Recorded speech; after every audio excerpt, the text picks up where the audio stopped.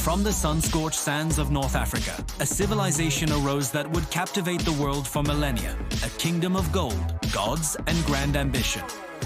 This is the story of ancient Egypt, an empire that defied time itself. For over 3,000 years, while other cultures rose and fell, Egypt endured. It all began around 3100 BC, when a legendary king, Nama, united the disparate lands of Upper and Lower Egypt along the fertile banks of the Nile River. This wasn't just a political union, it was the birth of a nation, the dawn of the world's first great empire. The Nile, with its predictable annual flood, was the lifeblood of this new kingdom. It provided not just water, but the rich black silt that made the land incredibly fertile, allowing agriculture to flourish and a complex society to take root. This stability was the foundation upon which everything else was built. The early years, known as the Old Kingdom, are often called the Age of the Pyramids, and for good reason. Imagine the scene: thousands of workers, quarrying, transporting and lifting massive stone blocks, some weighing several tons, with nothing but simple tools and sheer human power.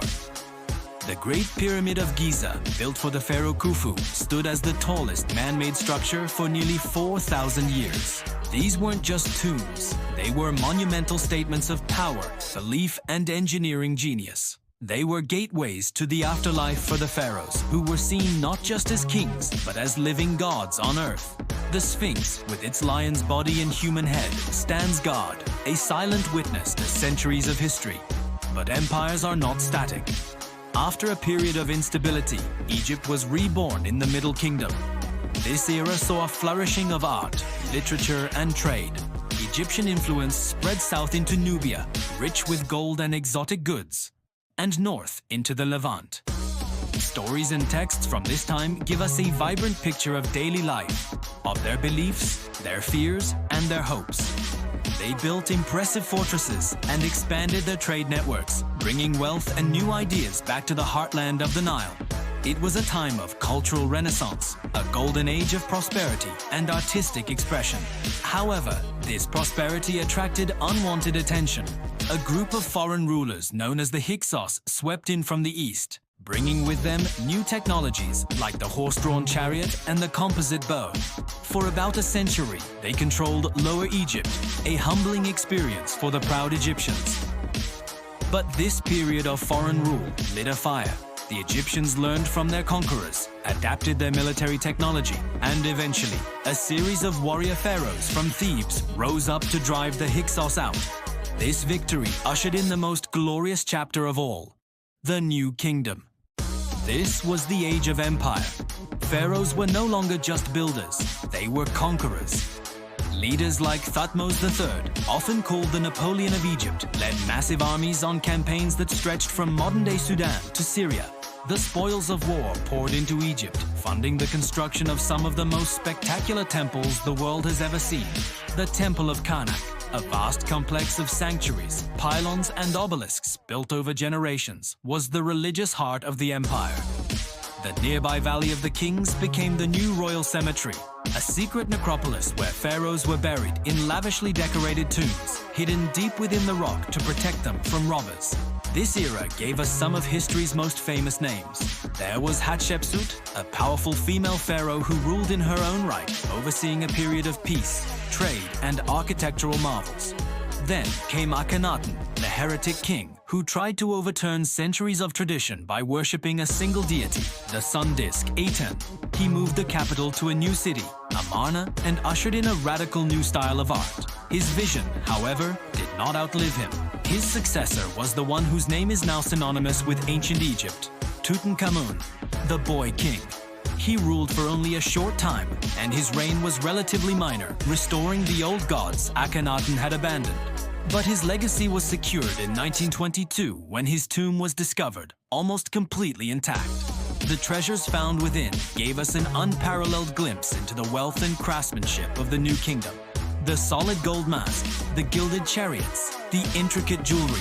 It was a time capsule from the height of Egyptian power. Perhaps the greatest of all New Kingdom pharaohs was Ramesses II, or Ramesses the Great. He ruled for an incredible 66 years, fathered over 100 children, and embarked on a building campaign that left his mark all over Egypt. He fought the Hittite Empire to a standstill at the Battle of Kadesh and signed the world's first known peace treaty. His colossal statues and temples, like the magnificent Abu symbol, were designed to project an image of divine power and eternal rule. For many, Ramesses represents the zenith of the Egyptian empire, but no empire lasts forever. A combination of internal struggles, economic problems, and a wave of invasions by mysterious groups known as the Sabaeans. Sea peoples began to weaken Egypt's grip on power. The new kingdom slowly declined, and Egypt entered a long period of fragmentation and foreign rule. It was conquered by the Libyans, the Nubians, the Assyrians, and the Persians. Each new ruler was drawn to the Nile's ancient mystique and immense wealth. The final chapter of ancient Egypt was written in Greek. In 332 BC, Alexander the Great conquered Egypt without a fight. He was welcomed as a liberator from Persian rule and was crowned pharaoh. After his death, his general, Ptolemy, established a new dynasty. The Ptolemaic rulers, including the legendary Cleopatra VII, embraced Egyptian traditions while blending them with their own Hellenistic culture.